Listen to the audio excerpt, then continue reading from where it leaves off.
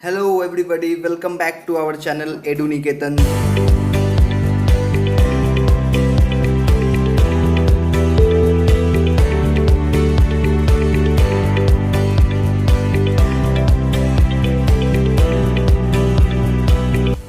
तो आ गया है आपके लिए साइंस का एक अचूक सीरीज जो कि रेलवे ग्रुप डी, जेई और एएलपी के प्रीवियस ईयर क्वेश्चंस पे पूरा बेस्ड है। हर एक क्वेश्चन इन रेलवे में, चाहे लोको पायलट हो या फिर रेलवे जेई जो हुआ था, उन सभी में आए हुए क्वेश्चंस हैं जो कि बहुत इंपॉर्टेंट है। आने वाले ग्रुप डी में आपको देखने को मिलेगा। ये सब के सब सेक्शन वाइज फॉर्मेट में रहेगा दोस्तों। बायोलॉजी का अलग, फिजिक्स का अलग, केमिस्ट्री का अलग, ठीक है। और हर एक का आपको चैप्टर वाइज फॉर्म में करवाया जाएगा। पहला ये जो है बायोलॉजी का, इसमें अधिकतर सेल के क्वेश्चंस रहेंगे, ठीक है। वैसे ही केमिस्ट्री का अलग होने वाला है, फिजिक्स का अलग होगा। तो आपको बहुत मज़ा आने वाला है इस सीरीज़ में। आपका रेलवे ग्रुप डी का साइंस का तैयारी एडू निकेतन के इंजीनियर्स के हाथों होगा।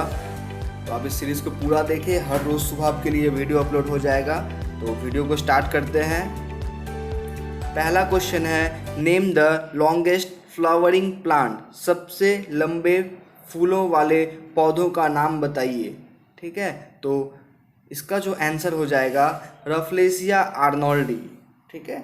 और एक बात और, यहाँ पे जितने भी सीरीज चलेंगे वो सभी बाइलिंगुअल फॉर्मेट में रहेंगे, यानी कि इंग्लिश मीडियम, हिंदी मीडियम दोनों ही स्टूडेंट्स को यहाँ पे लाभ पहुंचाने के उद्देश्य से ये वीडियो बनाया जा रहा है। तो आप लोग दोनों ही ज़रूर देखें, कोई भी मीडियम के हो, आपको ये बहुत हेल्पफुल होने वाला है। ये वीडियो सारे के सारे प्रीवियस ईयर के क्वेश्चंस हैं। जनरली सब हिंदी में मिलते हैं, वो तो इंग्लिश मीडियम को नहीं मिलता है, बट यहाँ पे हर एक के लिए बराबर यहाँ पे रखा गया है। तो ये है आपका रफलेसिया आर्नोल्डी, ठीक है। ये कहाँ पे मिलता है? ये मिलता है सोरमानिया के जंगलों में, ये देखने को मिलता है रफलेसिया आर्नोल्डी। ये एक पैरासाइट प्लांट है, ठीक है। ये कुछ एक्स्ट्रा फैक्ट्स भी आप जानते रहोगे इसके साथ साथ। अगला क्वेश्चन है आपके स्क्रीन पे कि सबसे बड़े पादप कोशिका का नाम क्या है। What is name of largest plant cell. तो इसका आंसर एसेटाबुलेरिया हो जाएगा, ठीक है। इसका पिक्चर देखोगे अभी, तो ये है एसेटाबुलेरिया जो कि सबसे लार्जेस्ट प्लांट सेल है। करते हैं तो सेल सिद्धांत का प्रस्ताव किसने दिया था। Who proposed cell theory. Cell theory किसने दिया था? तो सीडेन और स्वान हम याद रखते हैं, बट इनका पूरा नाम है, रेलवे में पूरा नाम पूछता है, ऑप्शंस में पूरा नाम था, तो यहाँ भी आपके लिए पूरा नाम है एम साइडेन एंड टी स्वान। और आगे बढ़ते हैं तो मैं आपको ह्यूमन सेल के बारे में बता दूं, क्योंकि आने वाले क्वेश्चंस ह्यूमन सेल के रिलेटेड ही होंगे। ये सभी के सभी जो आप देख पा रहे हो, ये सभी सेल ऑर्गेनेल्स है। ये सभी सेल ऑर्गेनेल्स है यहाँ पे आप जो देख पा रहे हो। यहाँ पे गोल्गी अपरेटस हो, चाहे सेल मेम्ब्रेन हो, आपके इन सभी के बारे में थोड़ा थोड़ा बता देता हूँ। क्योंकि देखो, लाइसोसोम क्या होता है? ये सुसाइडल बैग हम इसे कहते हैं। Mitochondria power house of cell. Ribosome को क्या कहते हैं? प्रोटीन फैक्ट्री कहते हैं। साइटोप्लाज्म में क्या होता है?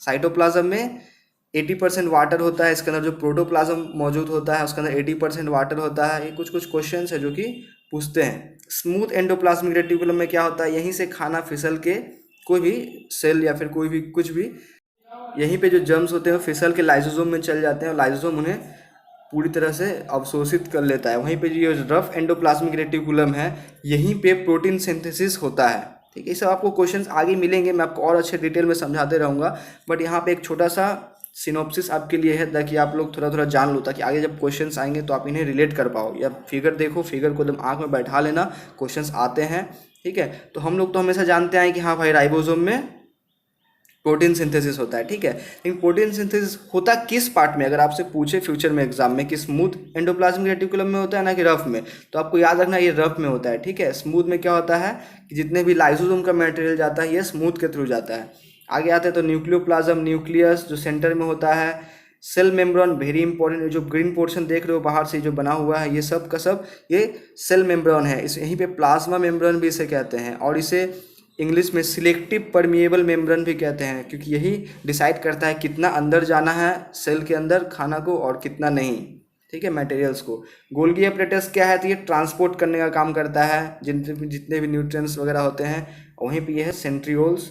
तो ये थे कुछ कुछ सेल के बारे में आपके लिए शॉर्ट डिस्क्रिप्शन। क्वेश्चंस आएंगे तो मैं और उसको डिटेल में बताऊंगा, ठीक है। अगर आपको कोई भी पार्ट में प्रॉब्लम लग रहा है साइंस में, अगर आप आपने अभी तक कुछ भी पढ़ा है या फिर नहीं भी पढ़ा है, तो आप अगर चाहो तो मैं आपके लिए इसका चैप्टर वाइज क्लास भी स्टार्ट कर सकता हूँ बोर्ड पे, जहाँ पे मैं रहूँगा। आपको पूरा हेल्प करूंगा आपके पूरे ग्रुप डी के एग्ज़ाम तक। तो ये पूरा ग्रुप डी के एग्ज़ाम तक चलते रहेगा। आपको बस इतना करना है, चैनल को सब्सक्राइब करें और वीडियो को लाइक करें और अधिक से अधिक दोस्तों को शेयर करें, और उसके साथ ही बेल नोटिफिकेशन को ऑल पे सेट करें, ताकि हमारे चैनल का हर एक वीडियो आपके पास सबसे पहले और सबसे जल्दी पहुंच पाए और आप उससे पूरी लाभ उठा पाएँ। अगला क्वेश्चन है स्क्रीन पे, तो देखो कैसे कोशिकाओं से क्वेश्चन पूछा जाता है। पादप कोशिका के सबसे बाहरी आवरण का निर्माण किसके द्वारा होता है? What does the outermost covering of plant cell is form? ये जो आउटर मोस्ट कवरिंग था, ये जो आप देख पा रहे हो ग्रीन कलर का था, ठीक है, तो ये किससे बनता है? तो ये सेलुलोज से बनता है, ठीक है, ये सेलुलोज से बनता है। अगला क्वेश्चन आपके स्क्रीन पे है, what does the outermost part of plant cell is known as? पशु कोशिका का बाहरी आवरण को क्या कहा जाता है? तो इसे सेल वॉल या कोशिका भित्ति कहा जाता है। कुछ इसके बारे में जान लेते हैं। तो ये जो कोशिका भित्ति मिलता है, इसके बारे में कुछ जान लेते हैं। तो ये जो कोशिका भित्ति मिला है यहाँ पे, तो ये सिर्फ और सिर्फ प्लांट सेल में मौजूद होता है, ठीक है। ये भी आपसे क्वेश्चन पूछ सकते हैं कि सेल वॉल कहाँ प्रेजेंट होता है या फिर कोशिका भित्ति कहाँ प्रेजेंट होता है, तो ये सिर्फ प्लांट सेल में प्रेजेंट होता है, एनिमल सेल में ये नहीं होता है, ठीक है। तो ये भी आपको याद रखना होगा यहाँ पे। अगला है, निम्नलिखित में से क्लोरोफिल होता है? Which of the following contains chlorophyll mainly? तो क्लोरोफिल किस में मेनली होता है? तो ये क्रोमोप्लास्ट में होता है, ठीक है। क्लोरोफिल से क्या होता है? क्लोरोफिल क्या होता है? क्लोरोफिल के कारण ही ग्रीन पिगमेंट होता है। किसमें? प्लांट्स में। तो प्लांट्स में जो ग्रीन पिगमेंट होता है वो किसके कारण होता है? वो क्लोरोफिल के कारण होता है।